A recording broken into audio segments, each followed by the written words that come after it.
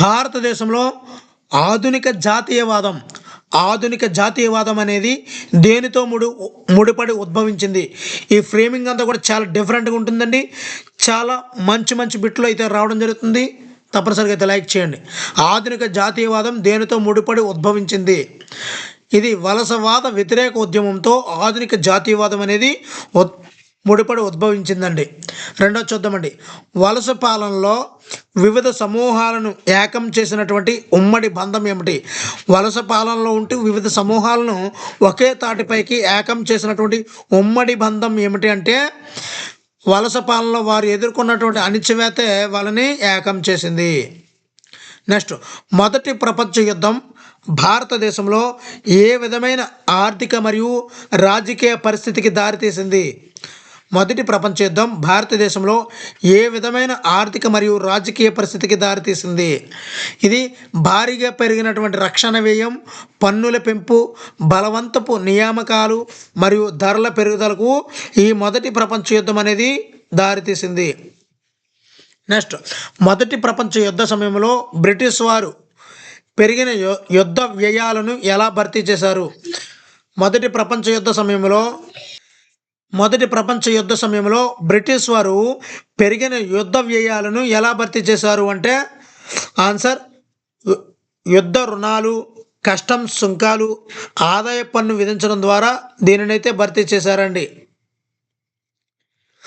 Next, 1913-1918 మధ్య యుద్ధ సంవత్సరాలలో భారతదేశంలో నిత్యావసర వస్తువుల ధరలు ఎలా ప్రభావితమయ్యాయి అంటే, ధరలు దాదాపు రెట్టింపు అయిపోయాయండి. ఈ యొక్క 1913-1918 ఈ యొక్క మొదటి ప్రపంచ యుద్ధానికి ముందు ధరలు అనేవి రెట్టింపు అయ్యాయి.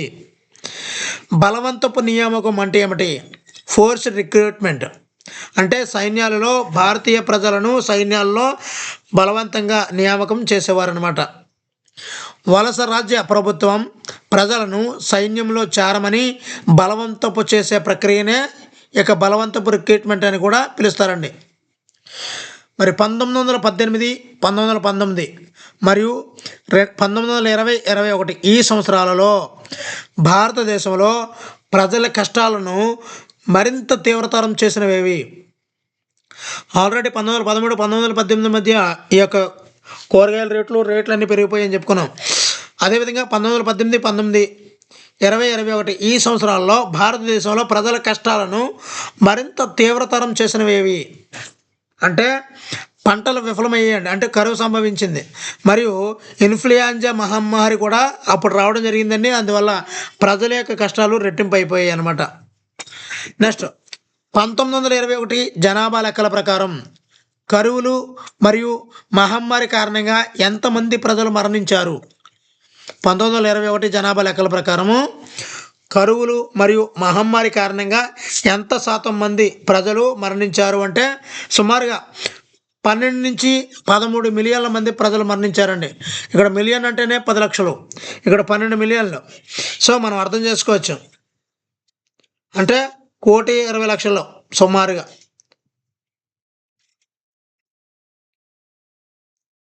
నెక్స్ట్, మహాత్మా గాంధీ దక్షిణాఫ్రికా నుండి భారతదేశానికి ఎప్పుడు తిరిగి వచ్చారు?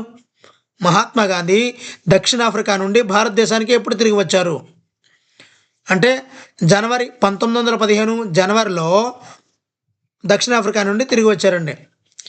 మరి గాంధీజీ దక్షిణాఫ్రికాలో విజయవంతంగా ఉపయోగించినటువంటి కొత్త రకం ప్రజా ఉద్యమ పద్ధతి ఏది? కొత్త రకం ప్రజా ఉద్యమ పద్ధతి ఎక్కడండి? అది దక్షిణాఫ్రికాలో ప్రయోగించినటువంటి పద్ధతి. అది ఏంటంటే సత్యాగ్రహం. నెక్స్ట్, సత్యాగ్రహం అనే భావన దేని ప్రాముఖ్యతను నొక్కి చెబుతుంది? సత్యాగ్రహం అనే భావన దేని ప్రాముఖ్యతను నొక్కి చెబుతుంది అంటే, సత్యం యొక్క శక్తిని మరియు సత్యాన్వేషణ యొక్క ఆవశ్యకతను నొక్కి చెబుతుందండి ఈ యొక్క సత్యాగ్రహం అనేది.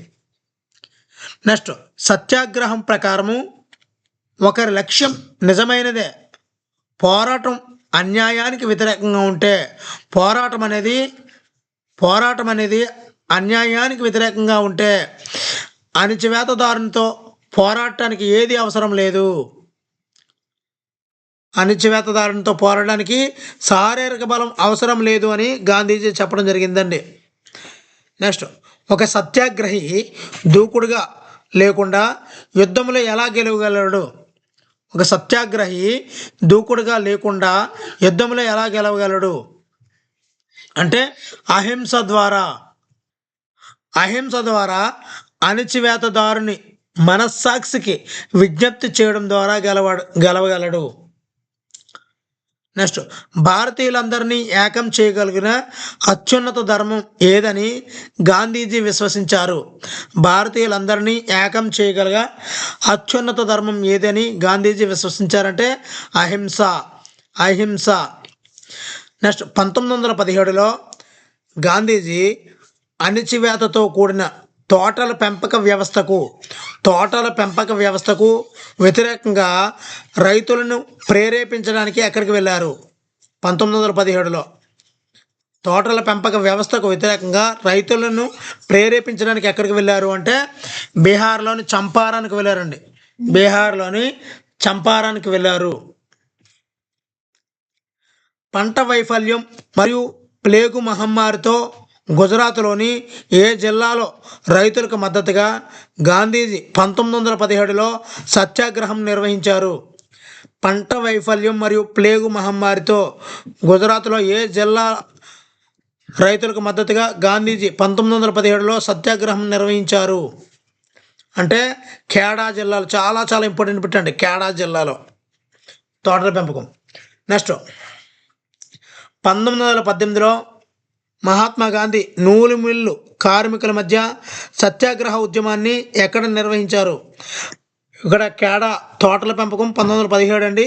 ఇది 1918లో మహాత్మా గాంధీ నూలు మిల్లు కార్మికుల మధ్య సత్యాగ్రహ ఉద్యమాన్ని ఎక్కడ నిర్వహించారు అంటే అహ్మదాబాద్లో నిర్వహించారు. నూలు మిల్లు అహ్మదాబాద్. నెక్స్ట్, గాంధీజీ ఏ సంవత్సరంలో ప్రతిపాదిత రౌలత్ చట్టానికి వ్యతిరేకంగా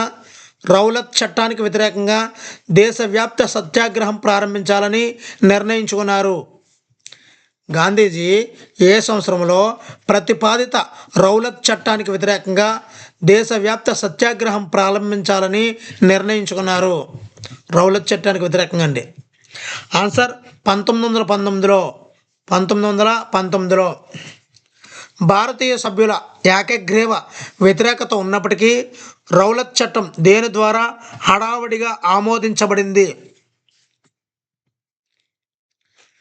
ఆన్సర్ ఇంపీరియల్ లెజిస్లేటివ్ కౌన్సిల్ ద్వారా హడావుడిగా ఈ రౌలత్ చట్టం అనేది ఆమోదించబడింది.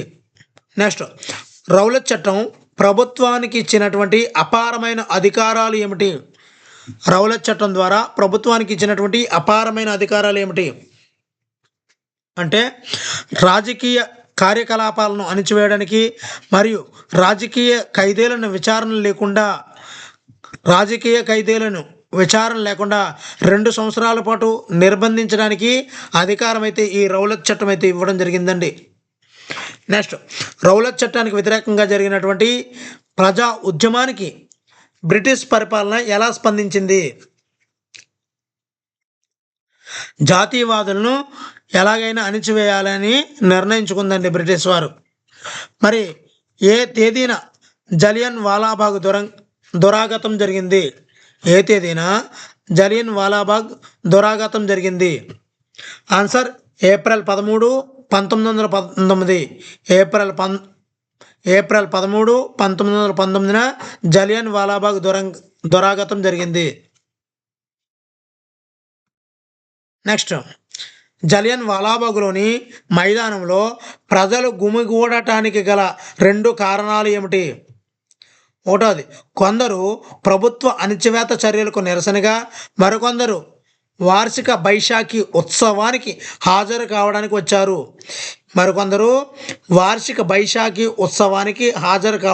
వచ్చారు. నెక్స్ట్, జలియన్ వాలాబాగ్లో జనరల్ డయర్ గుంపుపై కాల్పులు జరపడంలో అతని యొక్క ఉద్దేశం ఏమిటి? అంటే సత్యాగ్రహుల మనసులో భయాన్ని మరియు భీతిని నింపి నైతిక ప్రభావాన్ని సృష్టించడమే తన ధ్యేయము అని చెప్పి జనరల్ డయర్ ఒక స్టేట్మెంట్ అయితే ఇవ్వడం జరిగిందండి. నెక్స్ట్, జలియన్ వాలాబాగ్ సంఘటన తర్వాత వ్యాపించినటువంటి హింసకు ప్రభుత్వం ఎలా స్పందించింది? క్రూరమైన అణచివేతతో స్పందించిందండి.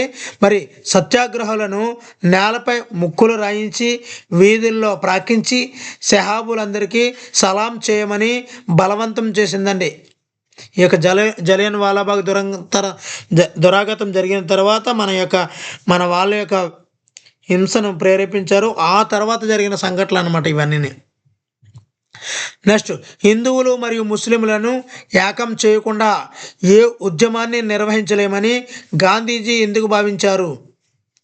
అంటే మరింత విస్తృతమైన ఉద్యమాన్ని నిర్మించడానికి వారి ఐక్యత అవసరము అని ఆయన విశ్వసించారు. ఎందు గురించి అంటే అప్పటికి ఖిలాఫత్ ఉద్యమం కూడా ముస్లింలు చేస్తున్నారు. ఈ ఉద్యమానికి ఆ ఉద్యమానికి లింకప్ చేస్తూ ఇద్దరిని కూడా ఐక్యం చేయాలి అని గాంధీజీ గారు భావించడం జరిగిందనమాట. ఇక్కడ వస్తుంది కదండి, ఖిలాఫత్ సమస్య అనగానేమి? ఖిలాఫత్ సమస్య అనగానేమి?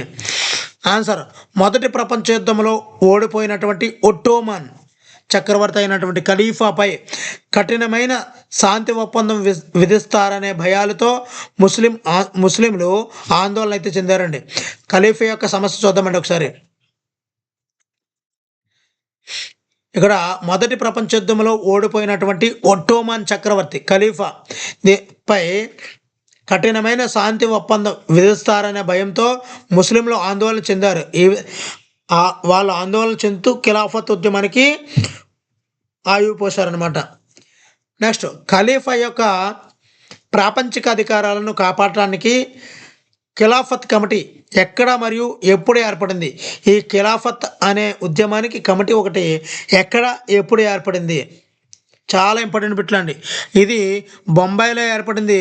అది కూడా మార్చి 1919. మార్చి 1919లో.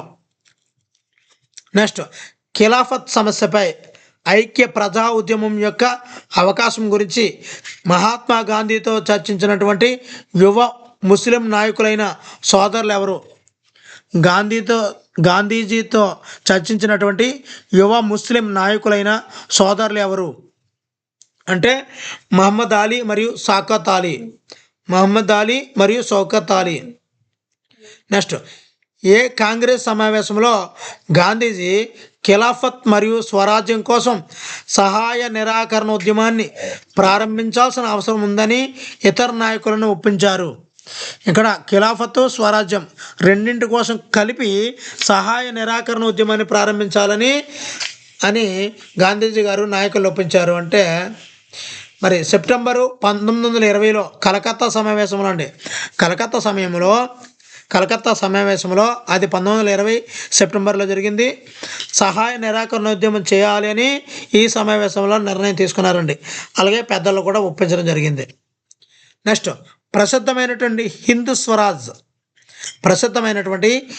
స్వరాజ్ అనే పుస్తకంలో భారతదేశంలో బ్రిటిష్ పాలన భారతీయుల డాష్తో స్థాపించబడిందని గాంధీజీ ప్రకటించారు. భారతదేశంలో బ్రిటిష్ పాలన అనేది భారతీయుల యొక్క దేనితో స్థాపించబడిందని గాంధీజీ ప్రకటించారు. అంటే భారతీయుల యొక్క సహకారంతో ప్రారంభించబడిందని చెప్పడం జరిగిందనమాట. సహాయ నిరాకరణ ఉద్యమం దశల వారీగా ఎలా జరగాలని గాంధీజీ ప్రతిపాదించారు? అంటే ఈ యొక్క సహాయ నిరాకరణం అనేది మొదటిది బిరుదులను త్యజించడం. అంటే ఇచ్చిన బిరుదులను వదిలేయడం, త్యజించడం. సివిల్ సర్వీస్, సైన్యం, పోలీసు, కోర్టులు, శాసన మండళ్ళు, పాఠశాలలు, విదేశీ వస్తువులను బహిష్కరించడం. ఈ విధంగా సహాయ నిరాకరణ ఉద్యమం జరిగిందండి. ఇవంతా కూడా దశలు అనమాట. ఇవన్నీ కూడా. నెక్స్ట్, డిసెంబర్ 1920లో ఏ కాంగ్రెస్ సమావేశంలో సహాయ నిరాకరణ కార్యక్రమం ఆమోదించబడింది? ఇంతకుముందు చెప్పాను, 1920లోనే ఒక కార్యక్రమంలో ప్రజలందరినీ ఒప్పించారు. మరొక కాంగ్రెస్ సమావేశంలో సహాయ నిరాకరణ కార్యక్రమం అనేది ఆమోదించబడింది. అది ఏంటంటే నాగపూర్ సమావేశంలో ఆమోదించబడిందండి. సహాయ నిరాకరణ ఉద్యమం ఏ సమావేశంలో ఆమోదించబడిందంటే నాగపూర్ సమావేశం. అది 1920లో జరిగిందనమాట. నెక్స్ట్, సహాయ నిరాకరణ ఖిలాఫత్ ఉద్యమం ఎప్పుడు ప్రారంభమైంది అంటే 1921లో జనవరిలో ప్రారంభమైందండి. 1921 జనవరిలో ప్రారంభమైంది. నెక్స్ట్, సహాయ నిరాకరణ ఉద్యమం యొక్క ఆర్థిక ప్రభావాలు ఏమిటి? ఆన్సర్, విదేశీ వస్తువులను బహిష్కరించారు, మద్యం దుకాణాలను పికెటింగ్ చేశారు, మరియు విదేశీ వస్త్రాలను పెద్ద ఎత్తున దహనం చేశారండి. నెక్స్ట్, నగరాల్లో సహాయ నిరాకరణ ఉద్యమం క్రమంగా ఎందుకు నెమ్మదించింది? నగరాల్లో సహాయ నిరాకరణ ఉద్యమం క్రమంగా ఎందుకు నెమ్మదించింది అంటే ఖాదీ వస్త్రం అనేది ఖరీదైనది కావడం మరియు ప్రత్యామ్నాయ భారతీయ సంస్థల కొరత కారణంగా ఈ యొక్క సహాయ నిరాకరణ ఉద్యమం నెమ్మదించిందండి పట్టణాల్లో. పికెటింగ్ దిగ్బంధనం అంటే ఏమిటి? పికెటింగ్ అంటే ఏంటి అసలు అంటే పికెటింగ్ అంటే ఒక దుకాణం, కర్మాగారం లేదా కార్యాలయం యొక్క ప్రవేశాన్ని అడ్డుకునే నిరసన రూపాన్నే మనము పికెటింగ్ అంటారండి, అడ్డుకోవడం. నెక్స్ట్, అవధ్లో తాలూకుదారులు మరియు భూస్వాములకు వ్యతిరేకంగా రైతులు ఉద్యమానికి ఎవరు నాయకత్వం వహించారు? అవధ్లో తాలూకాదారులు మరియు భూస్వాములకు వ్యతిరేకంగా రైతులు ఉద్యమానికి ఎవరు నాయకత్వం వహించారు అంటే ఆన్సర్ బాబా రామచంద్ర. అవధ్లో బాబా రామచంద్ర. బేగార్ అంటే వెట్టి చాకరీ అంటే ఏమిటి? బేగార్ అంటే ఏమిటి? ఇక్కడ వెట్టి చాకరీ అని పెట్టాం కాబట్టి మీకు తెలిసిపోద్ది. అదే బేగార్ అంటే ఏమిటంటే ఇప్పుడు దొరుకుతారనమాట మీరు. అంటే గ్రామస్తులు ఎటువంటి వేతనం లేకుండా బలవంతంగా చేయవలసినటువంటి శ్రమనే బేకార్ అంటే వెట్టి చాకరీ అంటామండి. మరి అవధ్లోని రైతుల ఉద్యమం యొక్క డిమాండ్లు ఏమిటి? అవధ్లోని బాబా రామచంద్ర చేశారు కదా, ఈ యొక్క రైతుల ఉద్యమం యొక్క డిమాండ్లు ఏమిటి అంటే శిస్తు తగ్గింపు, వెట్టి చాకరీ రద్దు, మరియు అణచివేత ధోరణి గల భూస్వాములను సామాజికంగా బహిష్కరించాలి అని అవధ్లోని ఈ యొక్క రైతు ఉద్యమాల్లో చెప్పడం జరిగిందనమాట. వాళ్ళ యొక్క డిమాండ్లు అనమాట. అవధ్లో పంచాయతీలు నిర్వహించినటువంటి నాయి దోబీ బంద్ అంటే ఏమిటి? ఇక్కడ చూడండి, అవధ్లోని పంచాయతీలు కార్యక్రమాన్ని నిర్వహించారు. అది నాయి దోబీ బంద్ అనగా ఏమిటి అంటే భూస్వాములకు క్షురకులు చాకలి వారి సేవలను నిరాకరించడం. భూస్వాములకు క్షురకులు చాకలి వారి సేవలను నిరాకరించడం ద్వారా వారిని సామాజికంగా బహిష్కరించడం. అవధ్లోని నాయి దోబీ బంద్ అంటే ఇదండి. అంటే క్షురకులు చాకలి వారి సేవలను నిరాకరించడం ద్వారా వారిని సామాజికంగా బహిష్కరించడం అని అర్థంగా చెప్పుకోవచ్చు. మరి జవహర్లాల్ నెహ్రూ, బాబా రామచంద్ర మరియు ఇతరులు నాయకత్వం వహించినటువంటి అవధ్లో స్థాపించబడినటువంటి కిసాన్ సభ పేరు ఏమిటి? చాలా ఇంపార్టెంట్ బిట్లు అంటే ఇవన్నీ కూడా. కిసాన్ సభ పేరు ఏమిటి? ఆన్సర్ అవధ్ కిసాన్ సభ. నెక్స్ట్, ఆంధ్రప్రదేశంలోని గూడెం కొండలలో 1920లో ప్రారంభంలో వ్యాపించినటువంటి సైనిక గెరిల్లా ఉద్యమానికి నాయకత్వం వహించినటువంటి ఆసక్తికరమైన వ్యక్తి ఎవరు? సైనిక గెరిల్లా ఉద్యమానికి నాయకత్వం వహించిన ఎప్పుడు? 1920. ఆన్సర్ అల్లూరి సీతారామరాజు ఏ ప్రత్యేక శక్తులు తనకు ఉన్నాయని చెప్పుకున్నారు?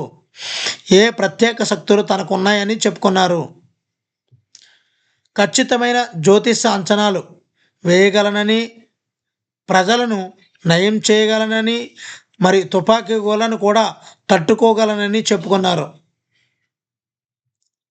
నెక్స్ట్, భారతదేశానికి స్వాతంత్రం ఎలా వస్తుందని అల్లూరి సీతారామరాజు నొక్కి చెప్పారు? అంటే అహింసతో కాకుండా బల ప్రయోగంతో మాత్రమే భారతదేశాన్ని విముక్తి చేయగలమని నొక్కి చెప్పారు. అహింసతో కాదు అని చెప్పారనమాట. మరి అస్సాంలోని తేయాకు తోట కార్మికులకు స్వేచ్ఛ అంటే ఏమిటి? అస్సాంలోని తేయాకు తోట కార్మికులకు స్వేచ్ఛ అంటే ఏమిటి? వారు నిర్బంధించబడిన పరిమిత ప్రదేశం నుండి స్వేచ్ఛగా బయటకు వెళ్తే మరియు లోపలికి వచ్చే హక్కే స్వేచ్ఛ. వారు నిర్బంధించబడిన పరిమిత ప్రదేశం నుండి స్వేచ్ఛగా బయటకు వెళ్ళే మరియు లోపలికి వచ్చే హక్కే వాళ్ళకి స్వేచ్ఛ అనమాట. మరి ఏ చట్టం ప్రకారము అస్సాంలోని తోట కార్మికులను అనుమతి లేకుండా తేయాకు తోటలను విడిచి వెళ్ళడానికి అనుమతించలేదు? ఏ చట్టం ప్రకారం అంటే 1859 నాటి ఇన్లాండ్ ఎమిగ్రేషన్ చట్టం ప్రకారంగా వాళ్ళు బయటికి వెళ్ళడానికి అవకాశం లేకుండా చేశారు.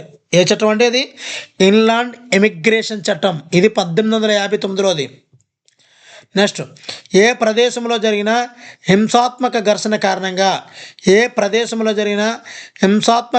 కారణంగా మహాత్మా గాంధీ సహాయ నిరాకరణ ఉద్యమాన్ని నిలిపివేశారు?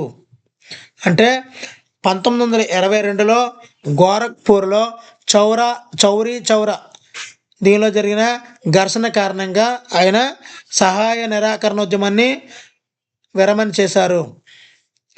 నెక్స్ట్, ప్రజా ఉద్యమాలతో విసిగిపోయి కౌన్సిల్ ఎన్నికలలో పాల్గొనాలని భావించినటువంటి కాంగ్రెస్లోని నాయకులు ఎవరు? సిఆర్ దాస్, చిత్తరంజన్ దాస్ మరియు మోతీలాల్ నెహ్రూ. సిఆర్ దాస్ మరియు మోతీలాల్ నెహ్రూ కౌన్సిల్ రాజకీయాల్లోకి తిరిగి రావాలని వాదించడానికి కాంగ్రెస్లో ఏ పార్టీని ఏర్పాటు చేశారు? అంటే స్వరాజ్ పార్టీని. మరి స్వరాజ్ పార్టీని ఎవరు? చిత్తరంజన్ దాస్, ఎవరండి? మోతీలాల్ నెహ్రూ. నెక్స్ట్, 1920ల చివరిలో భారత రాజకీయాలను ప్రభావితం చేసిన 2 అంశాలు ఏమిటి? 1920 ఈ చివరిలో భారత రాజకీయాలను ప్రభావితం చేసిన 2 అంశాలు. ప్రపంచవ్యాప్త ఆర్థిక మాంద్యం ఒకటండి, అదేవిధంగా సైమన్ కమిషన్ మరొకటి. సర్ జాన్ సైమన్ నేతృత్వంలో ఏర్పాటు చేసినటువంటి చట్టబద్ధమైన కమిషన్ యొక్క ఉద్దేశం ఏమిటి? సర్ జాన్ సైమన్ నేతృత్వంలో ఏర్పాటు చేసినటువంటి చట్టబద్ధమైన కమిషన్ యొక్క ఉద్దేశం ఏమిటి? అంటే భారతదేశంలోని రాజ్యాంగ వ్యవస్థ పనితీరును పరిశీలించి మార్పులను సూచించడము. మరొకసారి క్వశ్చన్ చూద్దామండి. సర్ జాన్ సైమన్ నేతృత్వంలో ఏర్పాటు చేసినటువంటి చట్టబద్ధమైన కమిషన్ యొక్క ఉద్దేశం ఏమిటి? సైమన్ కమిషన్ యొక్క ఉద్దేశం అంటే ఇది భారతదేశంలో రాజ్యాంగ వ్యవస్థ పనితీరును పరిశీలించి మార్పులు సూచించడం అనమాట. నెక్స్ట్, భారతదేశంలోని అన్ని పార్టీలు కూడా సైమన్ కమిషన్ను ఎందుకు బహిష్కరించాయి? అంటే ఆ కమిషన్లో ఒక్క భారతీయ సభ్యుడు కూడా లేకపోవడం, అందరూ కూడా బ్రిటిష్ వారే కావడం వల్ల ఈ సైమన్ కమిషన్ని వ్యతిరేకించారు భారతీయులు. మరి 1928లో సైమన్ కమిషన్ భారతదేశానికి వచ్చినప్పుడు ఏ నినాదంతో స్వాగతం పలికారు? అంటే సైమన్ గో బ్యాక్ అనే నినాదంతో నినదించారు. మరి డిసెంబర్ 1929లో జవహర్లాల్ నెహ్రూ అధ్యక్షతన లాహోర్ కాంగ్రెస్ దేనికోసం డిమాండ్ను అధికారికంగా ప్రకటించింది?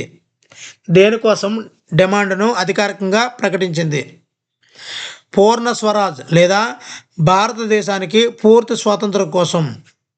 లాహోర్ సమావేశంలో ఏ రోజును స్వాతంత్ర దినోత్సవంగా జరుపుకోవాలని, ఆ రోజు ప్రజలు సంపూర్ణ స్వాతంత్రం కోసం పోరాడతామని ప్రతిజ్ఞ చేయాలని ప్రకటించారు. అంటే జనవరి 26, 1930 ఆ రోజునే. నెక్స్ట్, గాంధీజీ వైస్రాయ్ ఇర్విన్కి పంపినటువంటి 11 డిమాండ్ల లేఖలో అత్యంత ఉత్తేజకరమైన డిమాండ్ ఏది? ఇర్విన్కు 11 డిమాండ్ల లేఖను పంపించారండి గాంధీజీ. అందులో ఉత్తేజకరమైన డిమాండ్ ఏది అంటే ఉప్పు పన్నును రద్దు చేయడం. ఉప్పు పన్నును రద్దు చేయడం.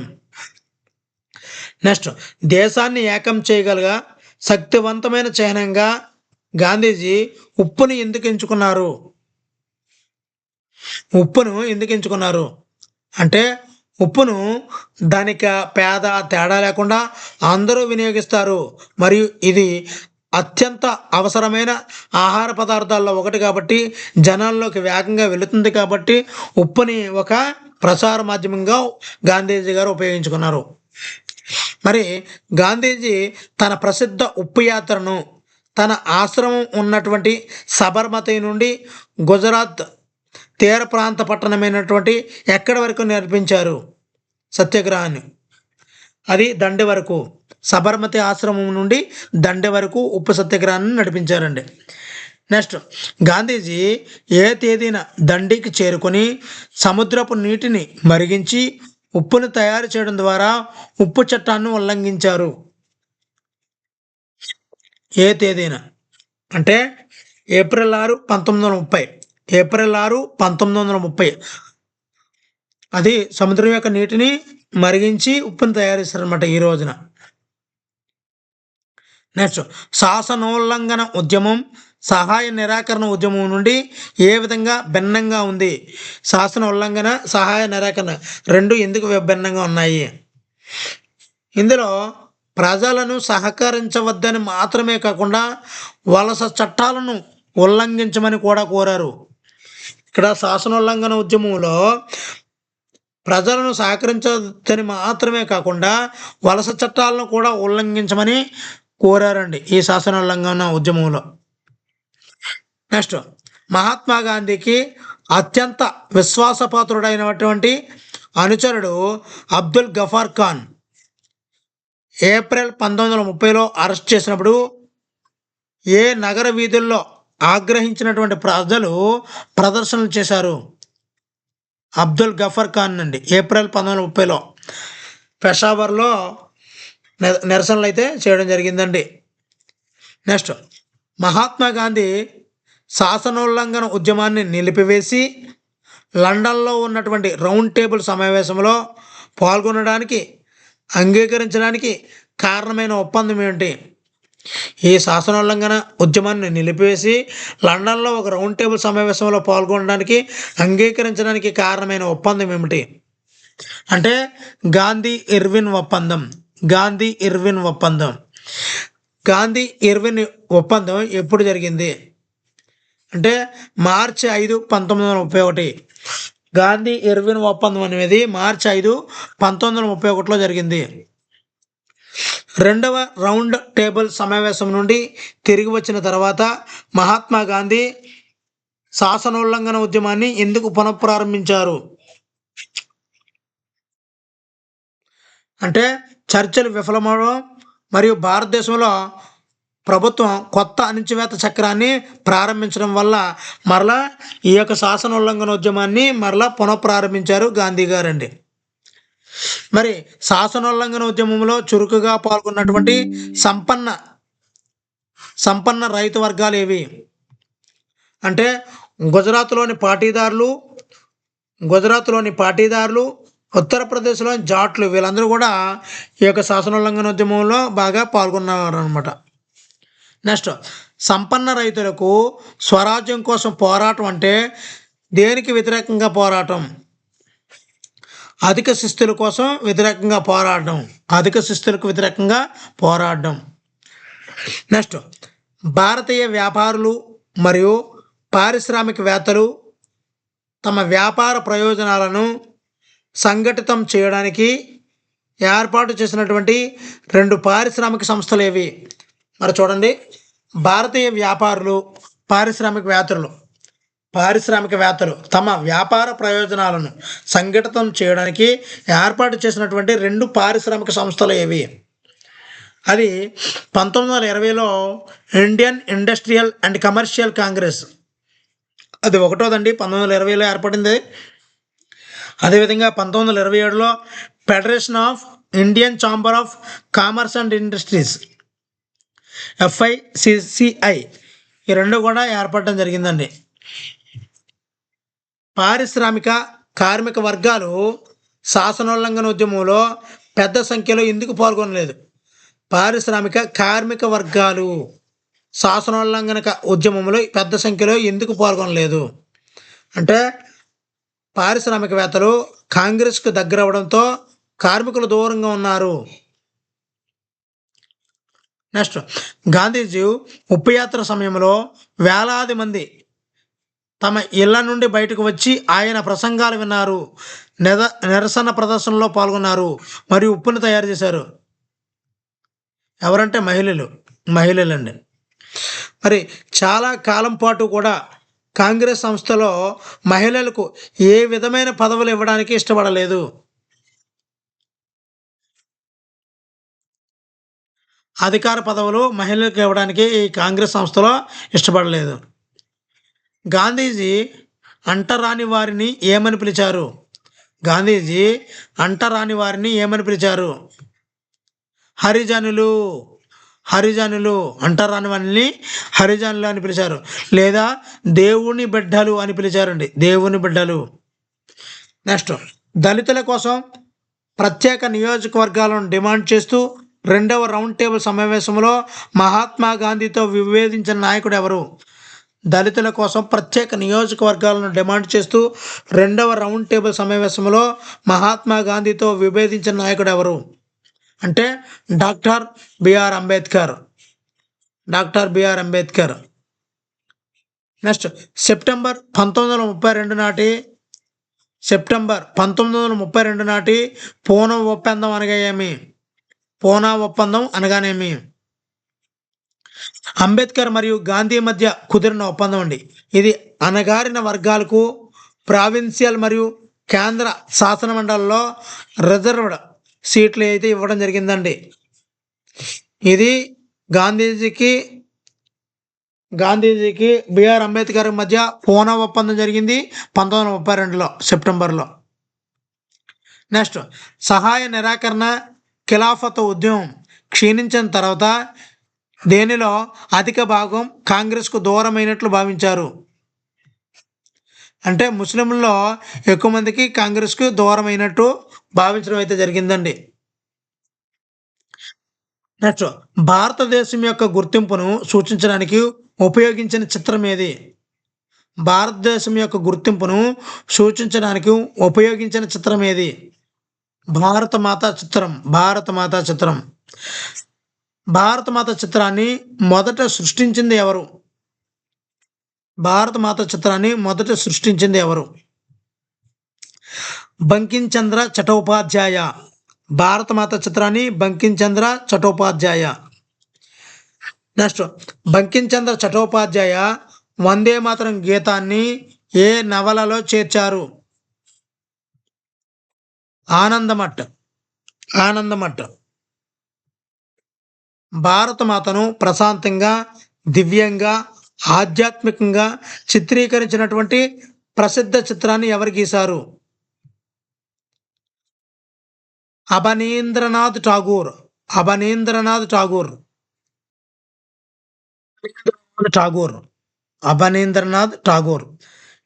భారతమాతను ప్రశాంతంగా, దివ్యంగా, ఆధ్యాత్మికంగా చిత్రీకరించినటువంటి ప్రసిద్ధ చిత్రాన్ని ఎవరు గీశారు అంటే అబనీంద్రనాథ్ ఠాగూర్ అండి.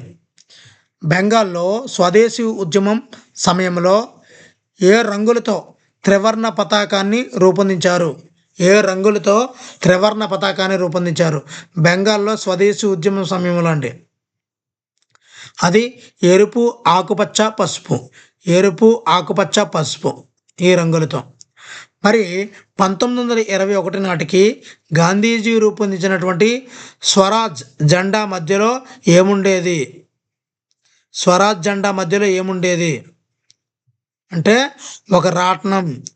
ఇది గాంధేయవాద ఆదర్శమైనటువంటి స్వావలంబనకు ప్రత్యేకంగా ఒక రాట్నం అయితే ఉండేదండి. మరి బ్రిటిష్ వారు భారతీయులను ఎలా చూశారు అంటే వెనకబడిన మరియు అనాగరికులుగా తమను తాము పాలించుకోలేని వారిగా చూశారండి. మరి బ్రిటిష్ వారి అభిప్రాయానికి ప్రతిస్పందనగా భారతీయులు తమ గతాన్ని ఎలా చూడటం ప్రారంభించారు. అంటే కళ, వాస్తుశిల్పం, విజ్ఞాన శాస్త్రం, గణితం, మతం మరియు సంస్కృతిలో భారతదేశం యొక్క గొప్ప విజయాలను కనుగొనడానికి గతాన్ని పరిశీలించడం ప్రారంభించారు. మరి వీడియోలో ఉన్నటువంటి బిట్లు నచ్చితే తప్పనిసరిగా లైక్ చేయండి. ఇలాంటి మరిన్ని వీడియోల కోసం ఛానల్ని సబ్స్క్రైబ్ చేసుకోండి. Thank you for watching. Me Hari signing out.